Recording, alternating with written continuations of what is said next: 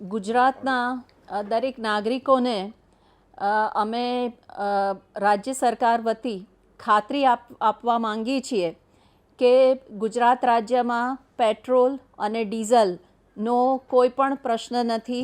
બધા જ petrol pump ઉપર પૂરતો જથ્થો ઉપલબ્ધ છે, તેમજ આપણી પાસે પૂરતો બફર સ્ટોક પણ ઉપલબ્ધ છે. તેથી કોઈ પણ નાગરિકે બિલકુલ ગભરાવાની જરૂર નથી કે પેટ્રોલ પંપ બહાર કોઈ પણ કન્સર્નથી કોઈ પણ લાઈન લગાડવાની જરૂર નથી. જ્યારે પણ પેટ્રોલ ડીઝલનો જેટલો જથ્થો જોઈએ એ પૂરતા પ્રમાણમાં ઉપલબ્ધ છે.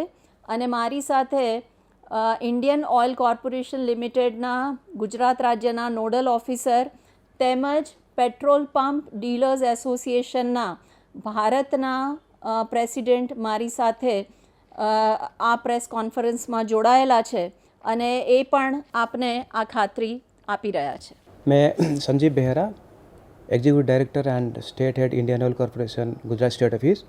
मैं स्टेट लेवल कोऑर्डिनेटर भी हूँ ऑयल इंडस्ट्रीज़ का, गुजरात में भी हूँ.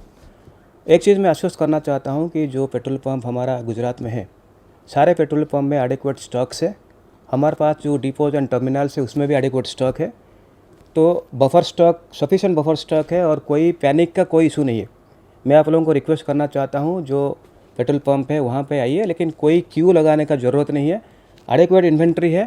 जब चाहे any point of time you can come to our outlets and you can take fuel.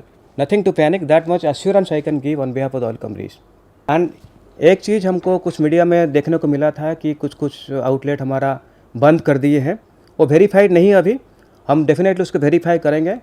In case कोई डीलर हमारा जो रूल्स एंड रेगुलेशंस है उसके अगेंस्ट में काम करता है और आउटलेट बंद कर दिया है, इन्वेंट्री होने के बाद भी स्टॉप कर दिया है, पब्लिक इनकन्वीनियंस हुआ है, definitely I assure will take definitely action. That much assurance I can give.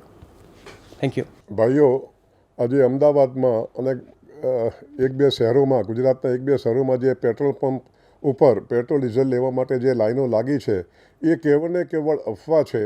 અને એક પેટ્રોલ પંપ એસોસિએશનના ડીલરના એસોસિએશન તરીકે અને પ્રેસિડેન્ટ તરીકે હું આપને ખાતરી આપું છું કે ત્રણેય ઓઇલ કંપની તરફથી અમને પૂરતા પ્રમાણમાં જથ્થો મળે છે, બફર સ્ટોક પણ છે અને તેમને સપ્લાયના કામના કલાકો પણ વધાર્યા છે. જે 5 વાગ્યાનો સમય હતો એને બદલે પણ કામના કલાકો વધાર્યા છે, સપ્લાયનો જથ્થો પણ વધાર્યો છે.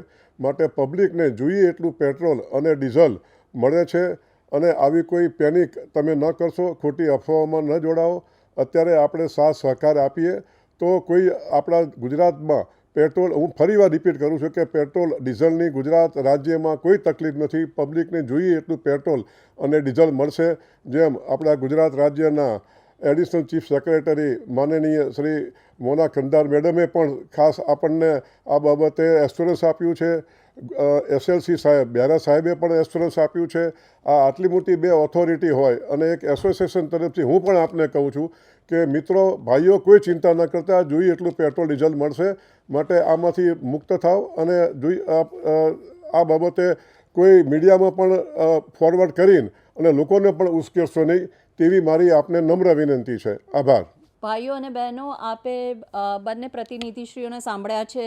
ઇન્ડિયન ઓઇલ કોર્પોરેશન લિમિટેડના એક્ઝિક્યુટિવ ડાયરેક્ટર તેમજ સ્ટેટના નોડલ ઓફિસર તેમજ ભારતના પેટ્રોલિયમ ડીલર્સ એસોસિએશનના પ્રેસિડેન્ટ બંનેએ આપણને ખાતરી આપેલી છે અને રાજ્ય સરકાર વતી હું પણ આપને ખાતરી આપવા માંગુ છું.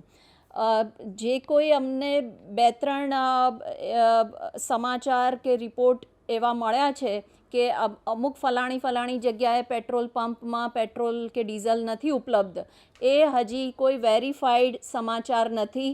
તેથી મારી બધાને નમ્ર અપીલ છે કે બધી અફવાઓથી દૂર રહો.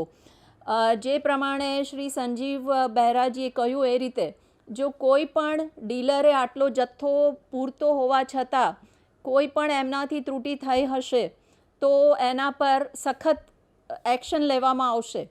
પરંતુ આપણી પાસે પૂરતો જથ્થો ઉપલબ્ધ છે. પેટ્રોલ અને ડીઝલના જથ્થામાં કોઈ પણ પ્રશ્ન નથી. તેથી અફવાઓથી દોરાઈને આપ કોઈ હેરાનગતિમાં પડશો નહીં તેમજ ખોટી લાઈનો લગાડશો નહીં. આપને જ્યારે પણ આપના વાહનમાં પેટ્રોલ કે ડીઝલ ભરાવવાની જરૂર હશે ત્યારે આપને જેટલા પેટ્રોલ પંપ છે ઓઇલ માર્કેટિંગ કંપનીઝના, તે બધા જ પેટ્રોલ પંપમાંથી આપને જરૂર પ્રમાણે જથ્થો મળી રહેશે.